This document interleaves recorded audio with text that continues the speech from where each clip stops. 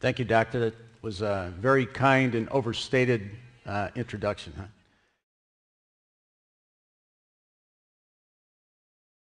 This girl kind of tells you the nature of the problem. When I took a picture of this young lady, it was almost screaming at me like, well, what's the problem? It's all God's money.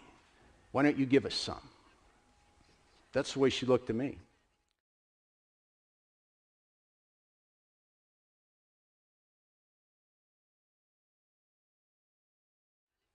And, you know, we've talked, you've seen this G&I concept in some of the other talks today, where they talk about the gross national income of various countries.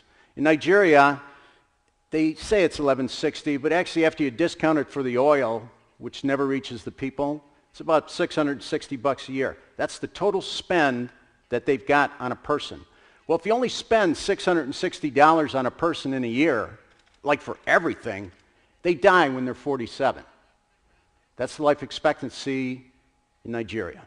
What 47. I did was, based on that, I said, I got to get a target that we can get our arms around, huh? And you'll find, too, by the way, that today, mostly what I'm talking about is to motivate you. It's not to inform you.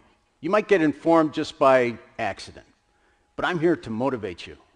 You know, I want everybody to get involved. You have to get involved. There's a lot of people suffering on the planet. You know, you heard in some of the talks earlier this afternoon, you know, there's 1 billion plus people who aren't being fed enough. And there's a couple billion that aren't getting the right kind of macronutrient. This is a problem.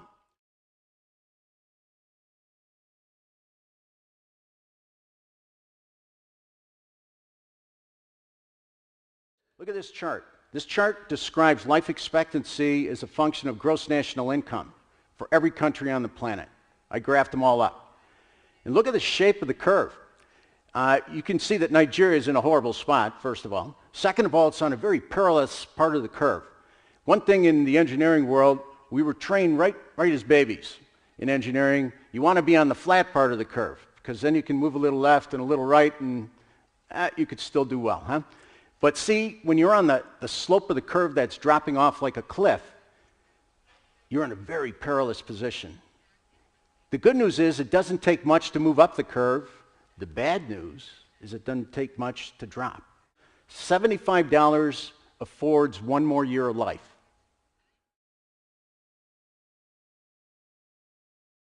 And you know what? This is one of my favorite things. And I lived a whole life doing this. If it's possible, then act like it's possible. Don't sit there and say, it's possible, and then don't do it. If it's possible, get out of bed and do it.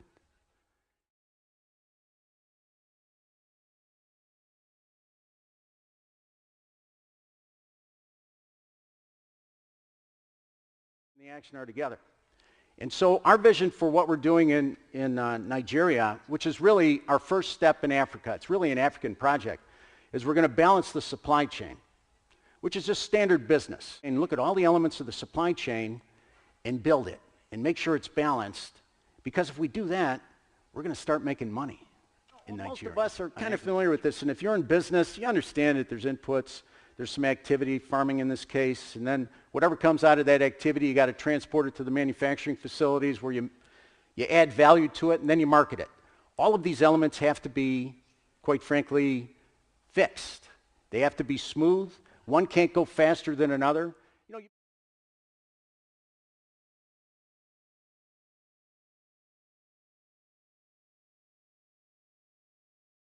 this chart is standard business development.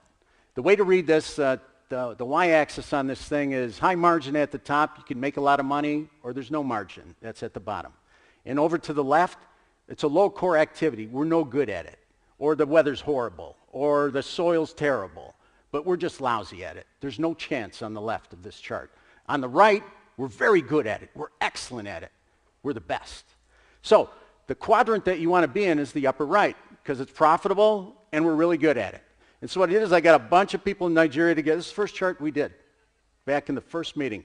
I said, we're going to fill this chart in. Tell me where everything's at. And you know what? Pineapple floated right to the top. That was the first one. They said, pineapple, we're going to do it. And I said, here, that's where pineapple is. And then we saw palm oil and cashews and a bunch of other things that kind of work. You know, we talked about cassava earlier this afternoon. See, cassava, we're very good at it in Nigeria, but it makes nothing. There's no money to be made by cassava. Now, if we want to make money on cassava, we have to add value to it. I hope all the science fiction that we are working on comes true for cassava, because we will add value to that commodity, and the balloon will float, and it'll become more profitable. It's very important, actually, that we achieve that. And by adding value, you can make a profit. You can always make a business out of something that's got value.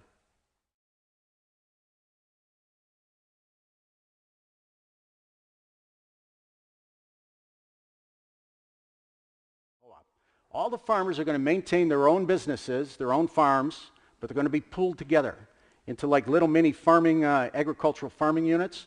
And then those farming units will join together to form a co-op. This scale allows us to make this business model work. All the things on the right side of this chart, those are all functional activities that actually, if you run a business, you need to do all of them. But one little farmer with 1/4 of a hectare just can't do that stuff. And by the way, he's malnutrition too. He doesn't have the energy to even work hard. He has to sleep.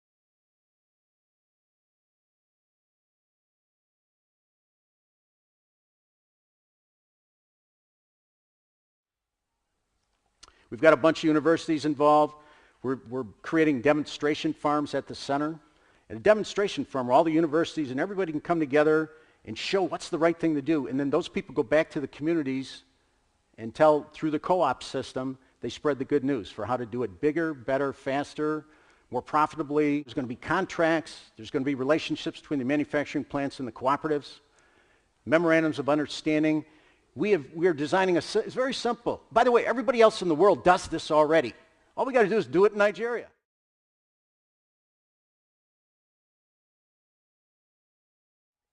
We're going to create a tropical fruit industry.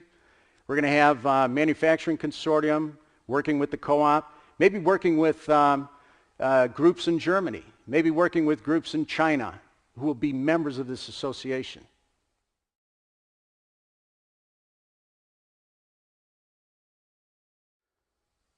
And you know, this is really the question.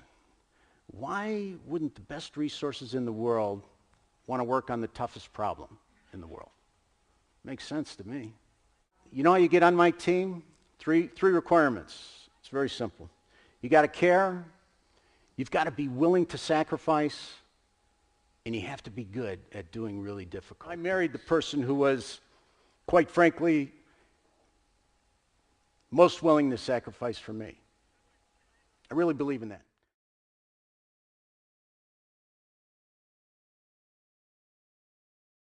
You wonder why I do all this stuff. Maybe I could even make this my second to last line.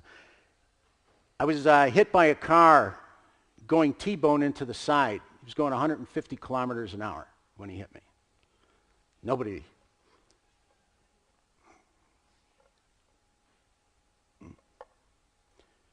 survives that, usually. I died in this accident. You know, you hear about people talking about the white light coming at you when you die. Well, I saw the white light. So I am motivated to make something happen. This is my last slide. You know, I need help.